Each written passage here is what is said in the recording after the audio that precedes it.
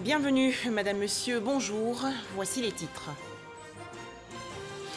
En Côte d'Ivoire, les élus et chefs traditionnels des régions du Sud, du Sud-Est et de l'Est en visite hier chez le président de la République Alassane Ouattara dans la commune de Cocody. Objectif, apporter leur soutien à la candidature du chef de l'État à l'élection présidentielle d'octobre prochain. Dans ce journal également, les activités du Premier ministre de Côte d'Ivoire. Ahmed Bakayoko a reçu hier les élus, cadres et chefs traditionnels de l'Indénié du Ablin, région de l'Est du pays.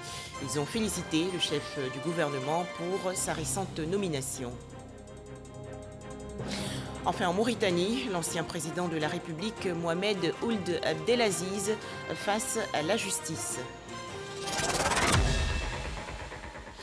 Tout d'abord, l'actualité nationale avec les échanges hier entre le président de la République, Alassane Ouattara, et une forte délégation d'élus et chefs traditionnels venus du Sud, du Sud-Est et de l'Est du pays. Les entretiens se sont déroulés à la résidence du chef de l'État dans la commune de Cocody. Ces élus et chefs traditionnels ont voulu ainsi apporter leur soutien à la candidature du président de la République, Alassane Ouattara. Le point avec Jérôme Kofi Abola. Une délégation dont les membres sont respectivement du Gontougo, de l'Indénié Guablin, de la Mé, de la Nyébitiassa, du Sud Komoué, des Grands Ponts, du Logibois, du Boclet, de San Pedro et du district autonome d'Abidjan. Cette délégation, composée de cadres et élus, ainsi que des chefs traditionnels et religieux, représente des populations des parties Est, Sud et du Sud-Ouest de la Côte d'Ivoire. Elle, entendez la délégation, est venue ce lundi devant le président de la République, Alassane Ouattara, pour lui exprimer la reconnaissance, l'attachement et surtout le soutien de ses mandataires après sa décision de briguer à la demande de ses concitoyens un autre mandat présidentiel. J'ai ici l'honneur et l'agréable devoir, au nom des rois, des chefs de canton, des chefs de tribus, des chefs de village et des chefs de terre, en somme, des chefs traditionnels de toutes ces 10 régions, de vous dire infiniment merci, avec l'expression d'une reconnaissance infinie. Toutes ces régions sont honorées de la confiance que vous placez en leurs filles et fils et voudraient vous assurer de leur ferme détermination à vous soutenir dans votre noble combat pour la promotion de la paix et du développement de notre beau pays. Depuis que vous avez accédé à la magistrature suprême, les Ivoiriens ont les mêmes droits. Ils ne sont plus catégorisés. Depuis que vous êtes là, le nombre des universités, des collèges et des écoles ne cesse de se multiplier. Depuis que vous êtes là, les centres de santé communautaires, les CHR, les CHU se rapprochent des populations de nos différentes régions et au-delà, sur toute l'étendue du territoire national. Vous multipliez les autoroutes, les routes et les ponts pour rapprocher davantage nos populations, traduisant ainsi en actes concrets votre vision du vivre ensemble et du progrès partagé. Monsieur le Président, c'est pour toutes ces raisons et pour bien d'autres encore que vos militants du RHDP et tous vos nombreux sympathisants adhérons, je veux dire, nous adhérons à votre vision du développement au niveau de nos différentes régions. Le ministre d'État, secrétaire général de la présidence, Patrick Hachi, est cadre de la région de la Mé. Il saisit l'occasion de cette rencontre pour saluer la grandeur du président Alassane Ouattara, pour lui le maître, aux côtés duquel il ne se lasse pas d'apprendre. Excellence, plus qu'un président, vous êtes quotidiennement pour moi un guide, une source d'inspiration, un modèle dont on ne peut simplement aspirer à égaler l'acuité de la vision, la science de l'organisation et de la gestion des hommes, l'extraordinaire faculté d'anticipation et d'adaptation, la force de travail jamais prise à défaut, le réseau planétaire incomparable, le noble sens du devoir et enfin, peut-être plus que tout autre aspect, le patriotisme vivant et rayonnant. Oui, Monsieur le Président, vous êtes l'homme qui, aujourd'hui encore, nous prouve à quel point le sens du devoir et la hauteur de l'engagement patriotique irriguent chacun des actes, en plaçant les intérêts de son pays au-dessus de toute autre norme, y compris même lorsque ces intérêts sont de nature à porter atteinte à son image ou à la grandeur de sa stature, dans le regard de certains, peut-être insuffisamment informés de la réalité et des enjeux de notre République. Excellences, Monsieur le Président de la République, ici, aujourd'hui, unis devant vous, nous nous engageons à nous dépenser sans compter pour que le 31 octobre prochain, vous puissiez triompher dans nos villages, dans nos villes, dans nos régions et dans tout le pays dès le premier tour de l'élection présidentielle. Pour sa part, le président Alassane Ouattara dit avoir pris la bonne décision de se porter une fois de plus candidat et avec la détermination à continuer à être avec abnégation au service des Ivoiriens. J'ai pris cette décision pour la Côte d'Ivoire, pour mes concitoyens. Je crois que chacun de nous a son destin. Et on ne peut pas fuir son destin. La Côte d'Ivoire est maintenant un grand pays, un pays stable, un pays sur la voie d'un développement encore plus accéléré. Avec une équipe de jeunes ici, tout autour, qui sont prêts à prendre la relève. Mais si les uns et les autres savaient combien d'années il m'a fallu pour préparer Amadou Gon Coulibaly, on ne peut pas préparer un successeur en 4 semaines ou en 2 ou 3 mois. Donc c'est un sacrifice que je fais. Je veux que ce soit clair. Pour moi, c'est un sacrifice parce que je veux laisser le meilleur à la Côte d'Ivoire. En appelant par ailleurs à l'apaisement, le chef de l'État promet que la violence n'a pas droit de citer si l'on veut que la Côte d'Ivoire continue à prospérer comme le veulent ses populations. La violence ne passera pas dans notre pays. Ceux qui travaillent avec moi le savent. Et nous sommes unis sur notre volonté de préserver la paix pour nous-mêmes, pour nos enfants, pour nos petits-enfants. Je lance un appel à l'apaisement. La Côte d'Ivoire, malgré les soubresauts, a connu 9 années de paix relative. Et il faut que cette paix continue jusqu'aux élections et après les élections. Je peux vous donner ma parole, mesdames et messieurs, que c'est un serment que je fais. La Côte d'Ivoire va demeurer en paix. Et je sais que nos concitoyens veulent la paix. Pour le président Alassane Ouattara, c'est un grand honneur d'avoir échangé avec ses visiteurs et le président de la République de leur dire merci pour leur contribution à sa caution de candidature à hauteur de 50 millions de francs CFA. De son côté, le Premier ministre Ahmed Bakayoko a reçu hier une délégation venue de l'Indénié Duablin, région située dans l'est du pays. Les élus, cadres et chefs traditionnels de l'Indénié Duablin ont félicité le chef du gouvernement ivoirien pour sa récente nomination. Herman Guivet. Minute de silence. Observé en mémoire d'Amadou Gon Coulibaly, ex-premier ministre, puis ouverture d'audience dans la pure tradition à Caen.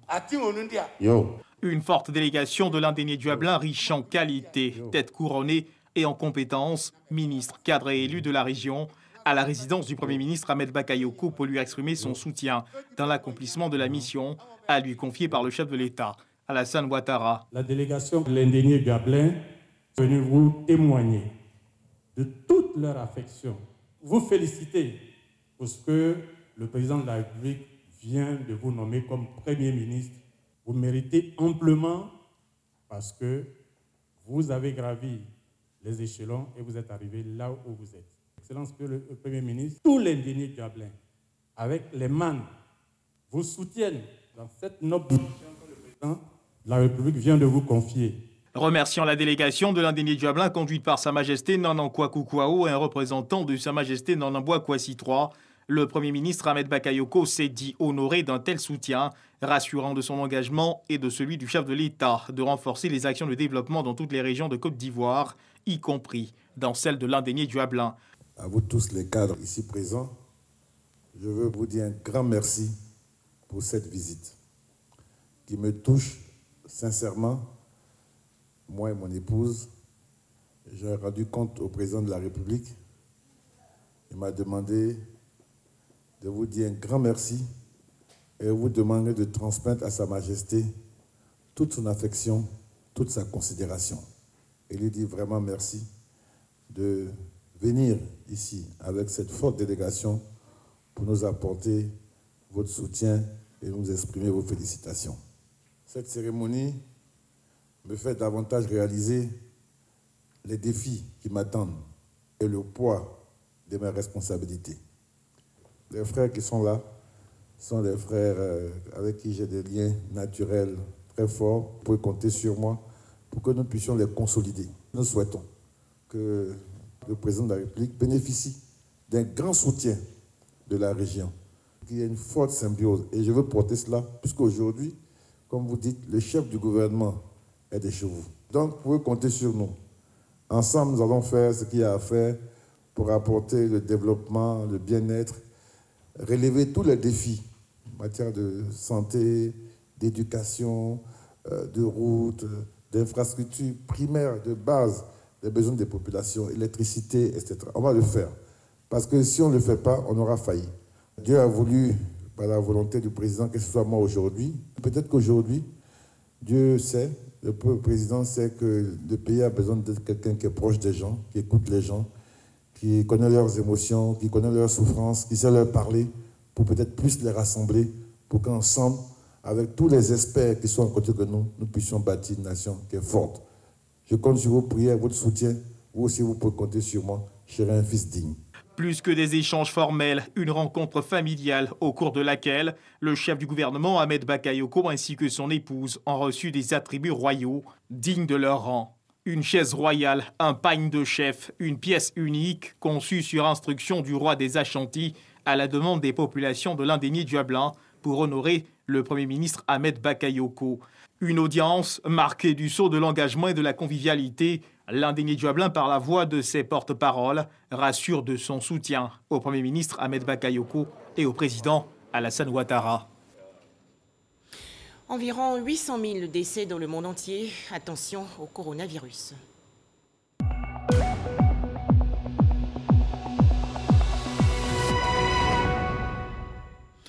« 76 nouveaux cas de coronavirus enregistrés hier en Côte d'Ivoire. Le pays compte désormais 17 107 cas confirmés de coronavirus, 13 990 personnes guéries et 110 décès.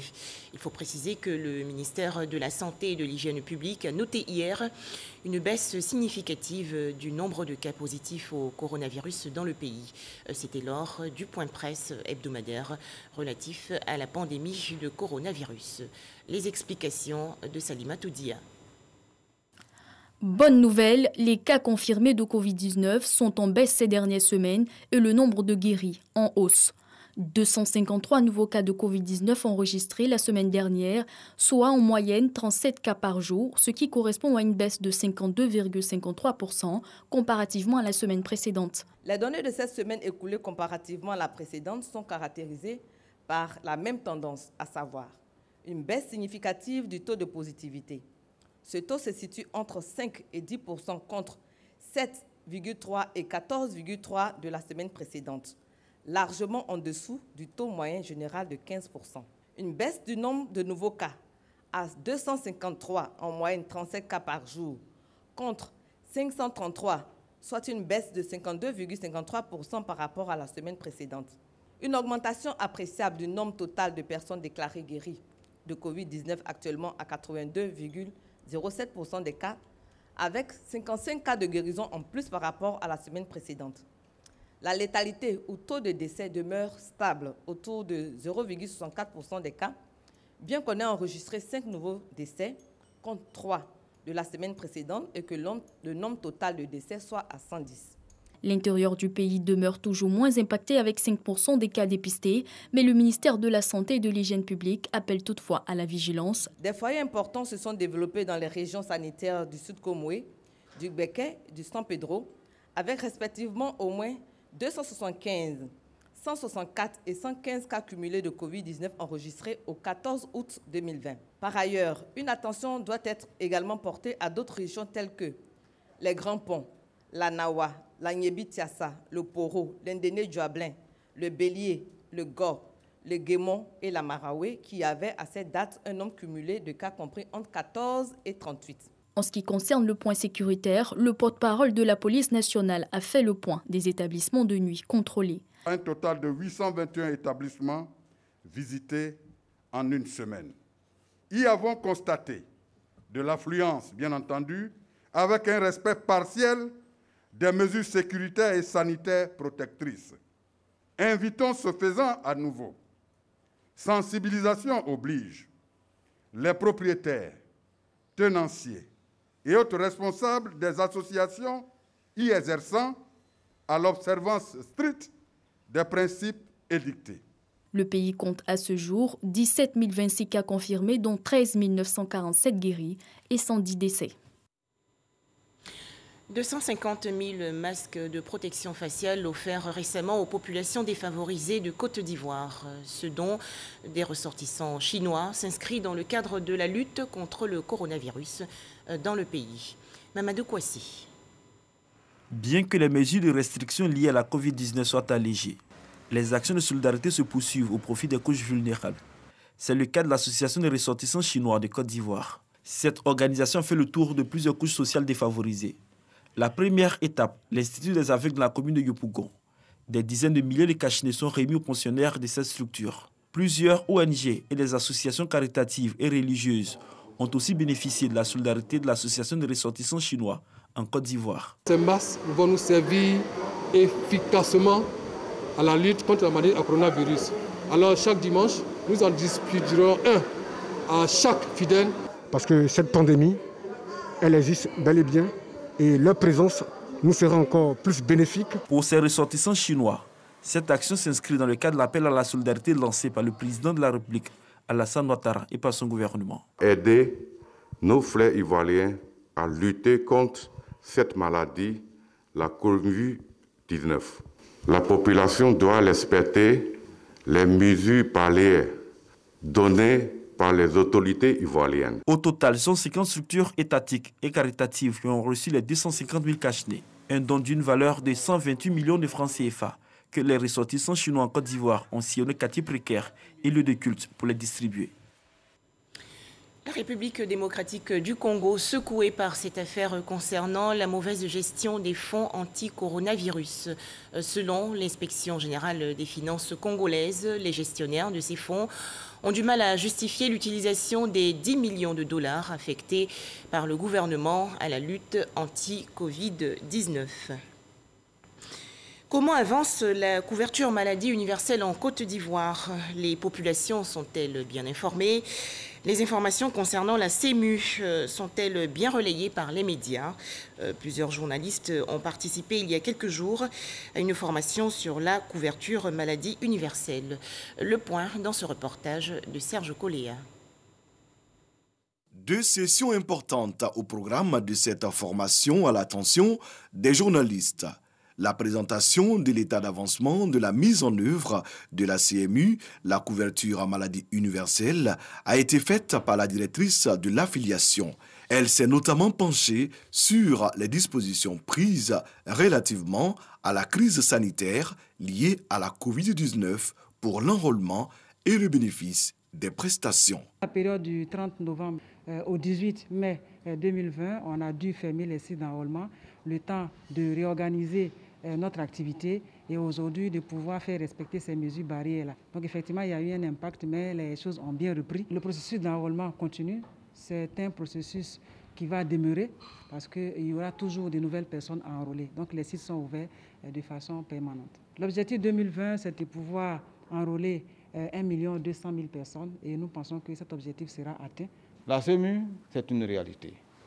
Nous avons commencé la phase des générations depuis le 1er octobre 2019 avec déjà des prises en charge d'assurés. Les chiffres vont en grandissant. Ça veut dire que la population croit à la CEMU. Et nous qui sommes acteurs, nous croyons également. Une dizaine de journalistes satisfaits pour avoir été instruits sur l'évolution de la CMU. À ce jour, plus de 2 500 000 personnes ont été enrôlées avec un réseau de soins de plus de 725 établissements sanitaires. Avec la Covid-19, les assurés de la CMU reçoivent gratuitement des masques dans les pharmacies du Grand Abidjan. Direction la région nord du pays, l'hôpital général de Gbéléban, bientôt entièrement réhabilité. Annonce faite récemment par le ministre de la Santé et de l'Hygiène publique, le docteur Eugène Akaawele, lors d'une visite dans cette localité. Les travaux de réhabilitation de l'hôpital général de Gbéléban s'inscrivent dans le projet gouvernemental de construction, d'équipement et de rénovation des centres de santé de Côte d'Ivoire. Astou Touré. Khadija Kone est sage-femme. Elle exerce à l'hôpital général de Gbéléban depuis 2 ans. Dans cette maternité, naissent en moyenne 15 bébés par mois. En cas de complications, les femmes sont transférées à Odiéné. Des transfèrements dus souvent aux conséquences liées au retard dans la fréquentation du centre de santé, mais aussi au manque d'équipement. Le plus gros des problèmes ici, quand les bébés naissent, il n'y a pas de couveuse, il n'y a pas de lampe chauffante. Quand c'est comme ça, bon, nous-mêmes on fait ce qui est nécessaire. On prend des tubes pour chauffer et puis on enveloppe le bébé avec. Et le temps de référer encore parce qu'on est obligé de toujours référer. Dans sa politique de mise à niveau des centres de santé, le ministre de la Santé et de l'Hygiène publique, Eugène Akaawele, a effectué une visite dans les locaux de l'hôpital de cette ville qui fait frontière avec la Guinée. Ce programme donc, qui est en cours, qui concerne donc la construction d'établissements sanitaires, centres hospitaliers régionaux, hôpitaux généraux, établissements sanitaires de premier contact, qui concerne la réhabilitation d'établissements sanitaires, mais surtout mettre à niveau les établissements sanitaires, les mettre aux normes en les équipant de matériaux dignes de ce nom. Occasion pour Sita Ouattara, maire de la commune de Gbéléban, de faire des doléances. Pour nous, il faut équiper l'hôpital général de Gbéléban de plusieurs services opérationnels tels que la médecine générale, la chirurgie, la pédiatrie, les services dentaires, sans oublier les urgences, la radiologie, le laboratoire, la pharmacie ainsi que les services de l'hygiène hospitalière. Eugène Akaawele a réitéré son engagement d'améliorer la qualité des soins en Côte d'Ivoire. Le démarrage des travaux de l'hôpital général de Gbéléban prévu pour octobre 2020.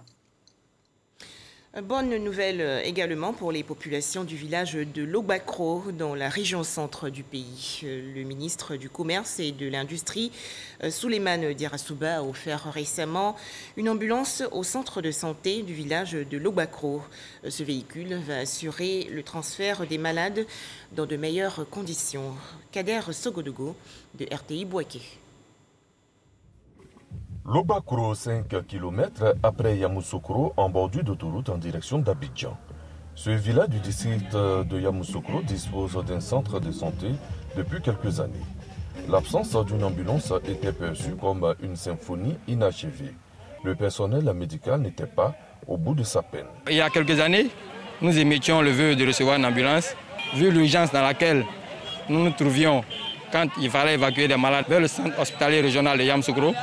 Et vu l'attente que les parents mettaient avant d'avoir un véhicule pour s'y rendre. Désormais, cette page est tournée. Le ministre Souleymane Diarrassouba, cadre de Yamoussoukro, régulièrement sollicité par le chef du village de Lobakro, vient en personne remettre une ambulance médicalisée. Cette action en faveur de la population de Lobakro s'inscrit en droite ligne avec la vision de son Excellence le Président de la République Alassane Ouattara à renforcer la couverture en équipements sanitaires appropriés dans les régions et localités de Côte d'Ivoire. Du côté de la communauté villageoise, la satisfaction est de mise. La population de Lobakro, par ma voix, remercie le président de la République et le ministre pour ce don qui nous va droit au cœur. Avec ce don, beaucoup de problèmes sont réglés. 50 cartons de savon, 1000 cachemires sont les autres dons du ministre Souleymane Diarra Souba aux populations de Lobakro. Toujours au chapitre santé, cette opération de fumigation et de destruction des gîtes larvaires dans la région de l'Indénié-du-Ablin, dans l'est du pays. C'est une initiative du programme national de lutte contre le paludisme. Les précisions dans ce reportage de Herman Niamien. Le taux d'incidence du paludisme est très élevé dans la région de l'Indénié-du-Ablin. Le programme national de lutte contre le paludisme est donc décidé à faire baisser ce taux dans la région. Depuis le 9 août, des actions de démoustication d'envergure sont en cours. Cette opération va se faire en 3 phases. La première phase, c'est l'identification et la destruction physique des gîtes larvaires, c'est-à-dire les maternités de moustiques. La deuxième étape, c'est la destruction chimique des gîtes, parce qu'il y a des gîtes qu'on ne peut pas détruire physiquement, c'est-à-dire des bas-fonds, des crevasses. Et là, ces gîtes-là seront traités par l'Institut national d'hygiène avec des insecticides.